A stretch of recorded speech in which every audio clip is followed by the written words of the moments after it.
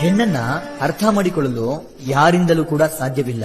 ಪ್ರಪಂಚದ ಸೃಷ್ಟಿಕರ್ತ ಬ್ರಹ್ಮದೇವರಿಗೂ ಕೂಡ ಹೆಣ್ಣನ್ನ ಅರ್ಥ ಮಾಡಿಕೊಳ್ಳಲು ಸಾಧ್ಯವಾಗಲಿಲ್ಲ.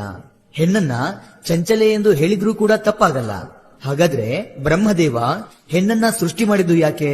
ಮತ್ತು ಹೆಣ್ಣನ್ನ ಸೃಷ್ಟಿ ಮಾಡಲು ಬ್ರಹ್ಮದೇವನು ತುಂಬಾ ಸಮಯವನ್ನ ತೆಗೆದುಕೊಳ್ಳಲು ಕಾರಣವೇನು? ಮತ್ತೆ ಹೆಣ್ಣಿನ ರಚನೆಯ ವೇಳೆಯಲ್ಲಿ ಬ್ರಹ್ಮದೇವ ಮತ್ತು ದೇವದೂತರ ನಡುವೆ ನಡೆದಂತ ಮಾತುಕತೆ ಎಷ್ಟು ಅದ್ಭುತವಾಗಿತ್ತು ಅಂತ ಕೇಳಿದ್ರೆ ನಿಮ್ಗೆ ನಿಜಕ್ಕೂ ಆಶ್ಚರ್ಯವಾಗುತ್ತೆ.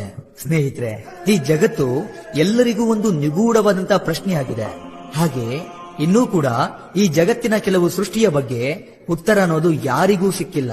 ಮತ್ತೆ ಜನಗಳಲ್ಲಿ ಸದಾ ಕಾಡುವಂತ ಪ್ರಶ್ನೆ ಅಂದ್ರೆ ಈ ಜಗತ್ತಿಗೆ ಮೊದಲು ಬಂದಿದ್ದು ಹೆಣ್ಣ ಅಥವಾ ಗಂಡ ಅನ್ನೋದು.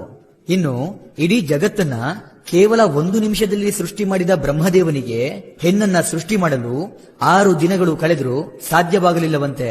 ಹಾಗಾದ್ರೆ ಹೆಣ್ಣನ್ನ ಸೃಷ್ಟಿ ಮಾಡಲು ಬ್ರಹ್ಮದೇವ ಅಷ್ಟು ಸಮಯವನ್ನ ತೆಗೆದುಕೊಳ್ಳಲು ಇದ್ದಂತ ಬಲವಾದ ಕಾರಣ ಏನು ಅನ್ನುವಂಥ ರಹಸ್ಯವಾದಂತ ಸಂಗತಿಗಳನ್ನ ಇವತ್ತು ನಿಮ್ಮ ಮುಂದೆ ಬಿಚ್ಚಿಟ್ಟಿದ್ದೇನೆ. ಬ್ರಹ್ಮದೇವನು ಹೆಣ್ಣನ್ನ ಸೃಷ್ಟಿ ಮಾಡೋಕೆ ಶುರು ಮಾಡಿ 6 ದಿನಗಳು ಕಳೆದು ಹೋಗಿತ್ತು. ಆದ್ರೂ ಕೂಡ ಹೆಣ್ಣಿನ ರಚನೆ ಪೂರ್ತಿಯಾಗಿರಲಿಲ್ಲ. ಇದನ್ನ ಕಂಡು ಆಶ್ಚರ್ಯಕ್ಕೆ ಒಳಗಾದಂತ ದೇವದೂತರು ಬ್ರಹ್ಮದೇವ